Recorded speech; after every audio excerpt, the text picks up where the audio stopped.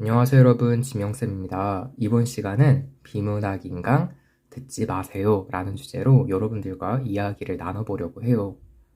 선생님, 비문학 인강 듣지 말라고요?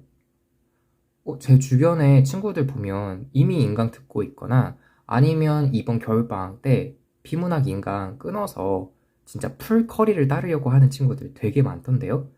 대부분 인강 듣지 않나요? 네, 대부분의 학생들이 비문학 인강을 듣습니다.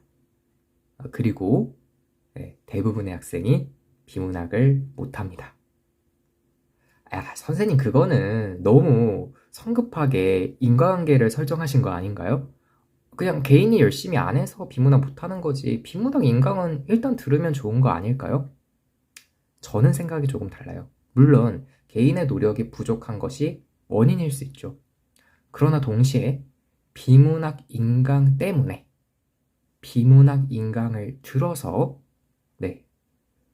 적절한 비문학 학습의 기회를 놓치는 경우가 허다합니다. 그럼에도 불구하고 왜 많은 학생들이 비문학 인강을 좋아하고 많은 선생님들께서 비문학 인강을 찍으시냐면 너무 좋거든요. 뭐가? 들으면 마음이 편안해져요. 공부하는 느낌이 들어요. 그러니까 이런 거죠. 지금 보고 계시는 이런 지문, 어려운 지문이거든요. 막힐 거예요. 여러분들이 읽어보시면 그 막혔을 때 인강을 듣게 되면 너무 편안해집니다. 아, 이런 의미였구나. 아, 저렇게 읽으면 되네. 아, 그리고 이런 생각을 하죠. 야, 저거를 내가 잘 복습해서 열심히 내 것으로 체화하면 나도 저렇게 읽을 수 있겠다. 그렇게 읽어지시던가요? 물론 나아지기도 합니다. 그런데 중요한 건 수능장에서. 이번 수능장에서 많은 수험생분들이 비문학 때문에 성적이 평소 봤던 성적보다 10점, 20점이 안 나오는 성적을 받았어요. 그런데 그 많은 분들이 실은 올해 수능에 나왔던 그 비문학 지문보다 훨씬 어려운 수준의 지문까지도 인강을 통해서, 기출을 통해서, 또 모의고사를 통해서 공부하셨던 분들이에요. 근데 수능장에서 그것보다 약간 쉬운 혹은 비슷한 수준의 지문이 나왔을 때 못 푼 겁니다. 읽지 못한 거예요. 왜 그럴까? 네. 스스로 먼저 도전해보는 시간을 갖지 않았기 때문입니다. 혹은 가지더라도 충분히 가지지 않고 인강을 듣는데 많은 시간을 쏟은 거예요. 여러분이 만약 지금 고3이 되실 분들이라면 학교를 가야 되잖아요. 시간이 없거든요. 근데 비문학 인강 풀커리를 따를 계획을 세웠다? 네. 이 영상을 끝까지 보시고 한 번 더 다시 생각해 보시길 바랍니다. 자, 그러면 이번 영상에서는요, 뭘 다룰 거냐면 여러분들이 그래도 선생님 저 알거든요. 독학이 좋다는 거 알아요. 근데 어떻게 해야 되는지 모르겠어요. 그러니까 최소한의 방향성조차 없어요. 라는 분들을 위해서 그 최소한의 방향성 잡으려고 30강짜리 인강 듣지 말고요. 1타 강사분들의 풀 커리큘럼 따르지 말고요. 그냥 이 영상 하나로 끝내세요. 그리고 이 영상이 끝난 이후에, 들으신 이후에 여러분들이 가져가신 내용을 바탕으로 혼자 스스로 열심히 비문학을 공부해 보세요. 그러면 바로 어떻게 비문학 지문을 읽어야 되는지 올해 6월 모의고사, 고3 6월 모의고사 입문 지문입니다. 꽤 어려웠다는 이야기가 많았던 지문이에요. 이걸 통해서 보도록 하겠습니다. 여러분이 먼저 이번 고3 6월 모의고사 가지문, 4에서 9번 가지문 어려웠다는 이야기가 많았거든요. 먼저 한번 읽어보시고 한번 제 수업을, 설명을 들어보시면 더 좋을 것 같아요. 바로 들어가겠습니다. 자, 첫 번째 단락. 근대 이후 서양의 철학자들은 과학적 세계관이 대두하면서 이전과는 달리 인과를 물리적 작용 사이의 관계로 국한하려는 경향을 보였다. 말이 어렵죠. 자, 그런데 첫 번째 단락 첫 문장을 읽었을 때 우리가 해야 되는 게 뭘까요? 가장 중요한 핵심 제재, 화제를 잡는 게 일단 중요할 겁니다. 이 글이 뭐에 대한 글인가? 가장 중요한 단어가 뭐인 것 같으세요?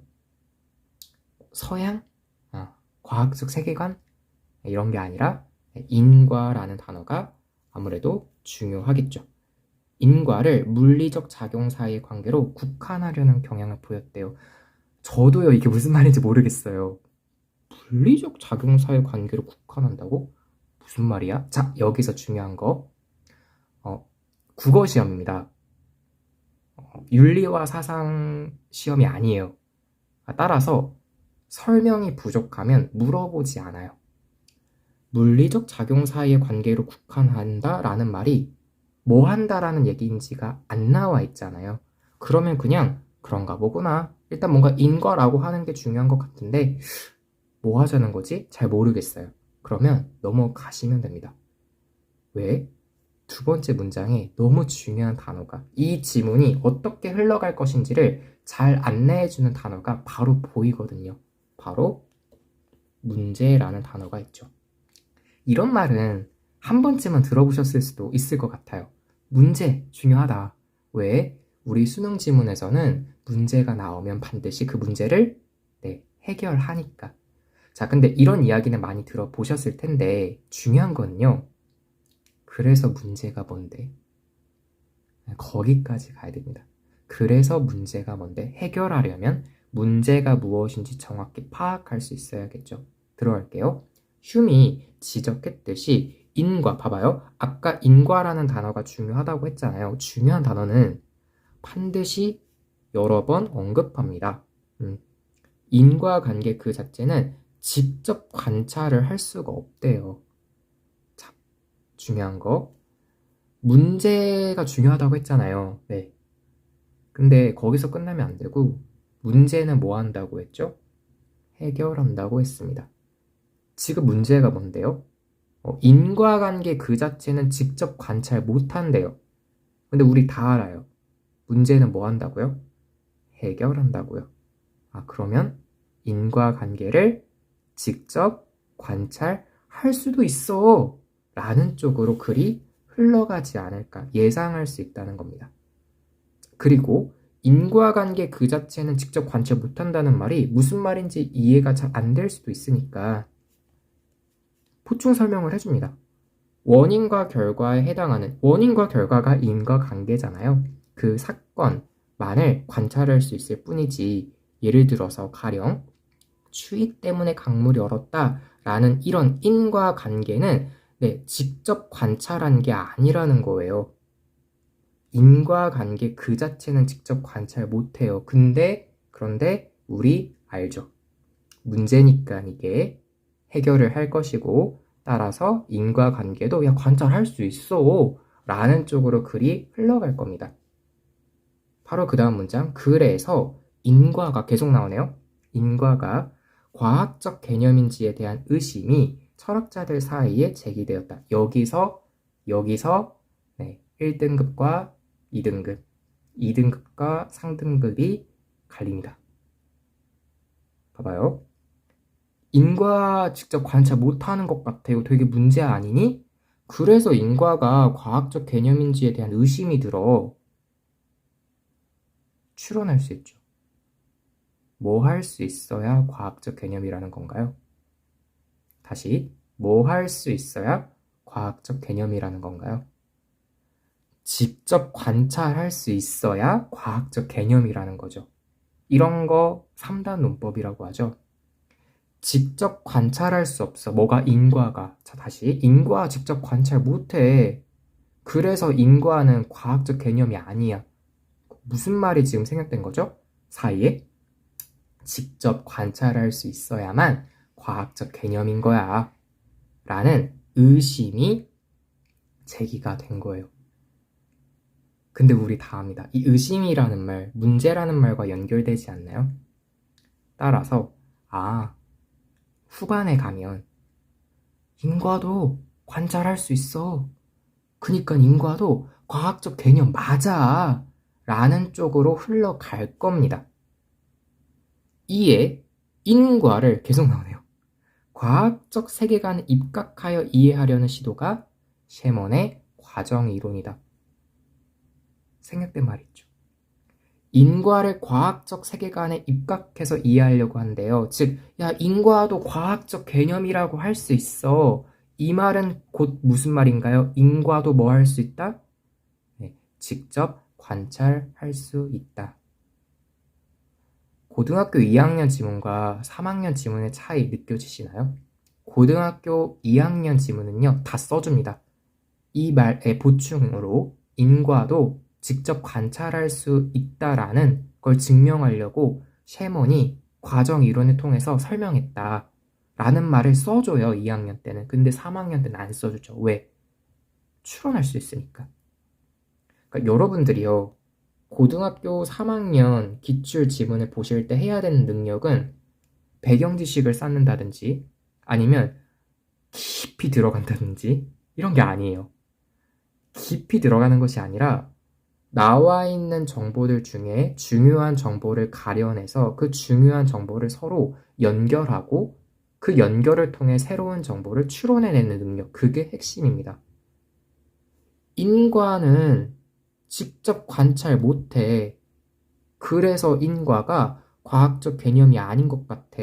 이 말은 직접 관찰 그리고 과학적 개념이라는 말이 실은 같은 의미라는 거죠. 직접 관찰할 수 있어야 과학적 개념이라는 거예요. 그러면 인과를 과학적 세계관에 입각해서 이해하려고 해. 이 말은 곧 무슨 말인가요? 인과를 직접 관찰할 수 있다는 걸 보여주려고 해. 그리고 우리는 이런 말이 전개될 걸 이미 알고 있었습니다. 왜? 이게 문제였으니까. 문제는 해결해야 되니까요. 괜찮나요? 네. 그러면 그 다음 단락으로 넘어가겠습니다. 야구공을 던지면 땅 위에 공 그림자도 따라 움직이죠. 공이 움직여서 그림자가 움직인 것이지 그림자 자체가 움직여서 그림자의 위치가 변한 건 아니잖아요. 그렇죠? 자, 셰먼의 과정 이론은요, 이 차이를 다음과 같이 설명한답니다. 과정은요, 대상의 시공간적 궤적이래요. 자, 아까 1등급과 2등급, 2등급과 3등급의 차이를 내는 부분이 나왔죠, 여기서. 두 번째가 여기에요. 자, 여러분, 이 말 보셨을 때 어떤 생각이 드나요? 과정은 대상의 시공간적 궤적이라고? 이 지문은 내 지문이 아니네 라는 생각이 드시나요? 얘는 패스해야겠다. 시공간적 궤적. 자, 일단 첫 번째, 저도 뭔 소린지 하나도 모르겠어요. 시공간적 궤적이요? 글쎄. 근데 아까 얘기했죠. 물어볼 거면 설명해줘요. 근데 설명을 안 한다? 안 물어본다는 겁니다. 그냥 그렇구나 하고 넘어가시면 돼요. 깊이 들어가는 필요가 없어요. 왜? 앞에서 나온 정보와 연결할 수 있는 부분이 있었나요? 없었죠. 그러면 그냥 그렇구나 하고 넘어가는 겁니다. 우리가 해야 되는 능력, 우리가 갖춰야 되는 능력은 중요한 정보를 가려내서 연결해서 추론하는 능력이에요. 날아가는 야구공은 물론이고 땅에 멈추어 있는 공도 시간은 흘러가고 있기에 시공간적 궤적을 그리고 있대요. 여기서 만약에 여러분이 공도 시간을 흘러가고 있기에 시공간적 궤적을 그린다고? 왜 그러지? 라는 질문을 던지시는 순간 멀어집니다. 이 지문과. 선생님, 왜라는 질문은 던져야 좋은 거 아니에요? 언제나 그렇진 않습니다. 여기서는 왜라는 질문을 던질 이유가 없어요. 왜? 연결할 부분이 없잖아요. 중요한 정보가 아니거든요. 물어볼 거면 설명을 해주겠죠. 그래서 그냥 그렇구나 하고 넘어가면 됩니다. 뭐 시간이 흘러가면 시공간 궤적 그린다 뭐 이런 이야기겠지 하고 넘어가시면 돼요. 물리 지문 아니잖아요. 물리 시험 보는 거 아니잖아요. 국어 시험이잖아요. 그래서 그러합니다. 그 다음, 그런데 모든 과정이 인과적 과정은 아니래요. 자, 여기서 중요한 거, 모든 이런 말 중요합니다. 모든, 언제나, 항상. 자, 모든 과정이 인과적 과정인 거는 아니래요. 어떤 과정은요, 모든 과정이 다 인과적 과정인 건 아니고 어떤 과정은 다른 한 과정과 한 시공간적 지점에서 만난대요. 즉, 두 과정이 서로 교차한대요. 그래? 그래? 만약 이 교차에서, 자, 여기서 중요한 부분이 나옵니다. 표지, 즉 대상에 변화된 물리적 속성이 도입되면, 자, 세 번째 포인트. 아까 첫 번째 변별력 포인트, 그 다음 두 번째 변별력 포인트 얘기했어요. 세 번째 포인트입니다. 표지라는 말, 우리 평상시에 안 쓰는 말이잖아요. 근데 이 표지라는 말의 정의를 내려줬어요. 대상에 변화된 물리적 속성이라고 내려줬어요. 중요한 거. 밑줄 치고, 중요하죠, 밑줄 치는 거? 근데 여러분, 앞으로 표지라는 말 나오면요, 표지라고 읽으면 안 돼요. 표지라는 말이 나오면 대상에 변화된 물리적 속성이라고 계속 끌고 와서 읽어줘야 돼요. 어떤 용어의 정의를 새롭게 내렸다? 그러면 그 용어의 정의를 지문이 끝날 때까지 계속 끌고 와야 됩니다. 이건 기억력이 아니에요. 관심을 갖고 조금 노력하느냐 안 하느냐의 차이입니다. 무슨 말이냐면 이렇게 읽어야 된다는 거예요. 표지, 즉 대상에 변화된 물리적 속성이 도입이 되면 이후에 아까 모든이라는 말 중요하다고 했죠. 모든 지점에서 그 표지라고 읽으면 안 되고 그 대상의 물리적 속성, 대상의 변화된 물리적 속성이 모든 지점에서 전달할 수 있어야 인과적 과정이래요. 아까 뭐라고 했나요? 모든 과정이 다 인과적인 거는 아니라고 했잖아요. 어떤 것만 인과적 과정이래요? 대상의 변화된 물리적 속성이 도입이 됐을 때 모든 지점에서 그 대상의 변화된 물리적 속성이 다 전달이 돼야 인과적 과정이래요. 쌤, 뭔 소린지 하나도 모르겠습니다. 괜찮아요. 그럴까봐 예를 들어주는 거예요. 중요한 거. 많은 학생들이 이 세 번째 변별력 포인트에서 표지라는 말을 정리하고 끌고 오는 거를 못해서 실패하기도 하였지만, 이 지문이 독해하는 것을. 두 번째, 예시와 이 일반적 진술을 연결하지를 않았어요. 그냥 얘는 얘 따로, 예시는 예시 따로 읽었어요. 그랬을 때 더 큰 문제가 발생하는 게, 예시를 읽으면 머리가 더 아파요. 어렵거든요, 예시가. 도움을 받는 듯한 느낌이 아니라 나를 괴롭히는 예시로 느껴진 거예요. 자, 그런데 우리는 읽을 수 있습니다. 앞에 이와 같은 과정을 거쳤기 때문에 이 예시를 이해할 수 있어요. 들어갈게요. 가령 바나나가 A 지점에서 B 지점까지 이동하는 과정을 과정 1이라고 하세요. A와 B의 중간 지점에 바나나를 한 입 베어내는 과정 2가 과정 1과 교차했대요. 질문. 바나나 한 입 베어냈어요. 오, 이거 뭐예요? 다시, 우리는 지금 예시를 읽고 있습니다. 예시. 일반적 진술의 예시를 읽고 있어요. 바나나 한 입 베어 물었어요. 그럼 바나나가 어떻게 된 건가요? 대상이, 물리적 속성이 변화한 거죠. 즉 뭔가요? 표지가 도입된 거예요. 이 교차로 표지가 도입되었고, 이렇게 읽어야 됩니다. 표지가 도입되었고라고 읽으면 안 되고요. 대상에 변화된 물리적 속성이 도입되었고, 바꿔 말하면 바나나 한 입 베어문 대상에 변화된 물리적 속성이 도입된 거잖아요. 이렇게 읽어야 돼요.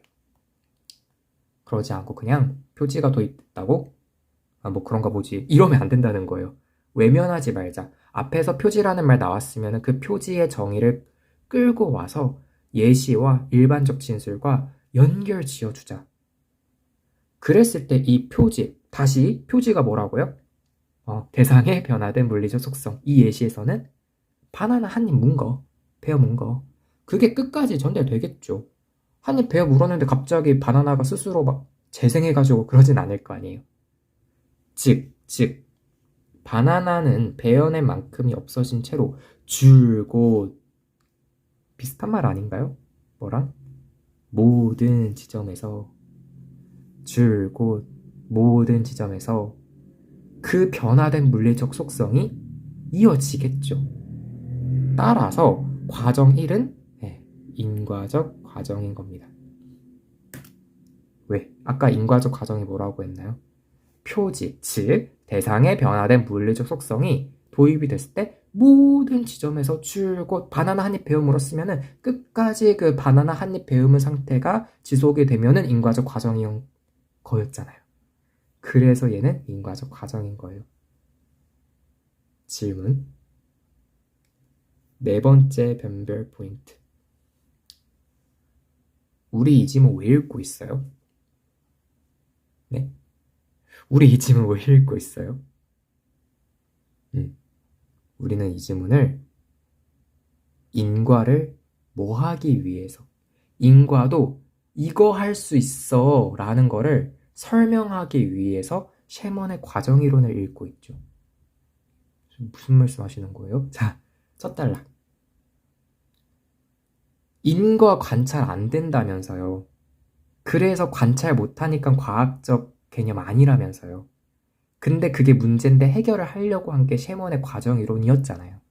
그러니까 뭐예요? 인과도 과학적 개념이야. 즉 인과도 직접 관찰할 수 있어 라는 말 하고 싶었던 거였잖아요. 인과를 우리 뭐 했죠?